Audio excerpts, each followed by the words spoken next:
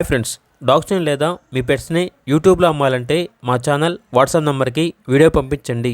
అలాగే మన ఛానల్ని ఇంకా సబ్స్క్రైబ్ చేయకపోతే వెంటనే సబ్స్క్రైబ్ చేసి పక్కనే ఉన్న బెల్ ఐకాన్ని యాక్టివేట్ చేయండి. Friends, let's start the video. Hi friends, welcome to our channel.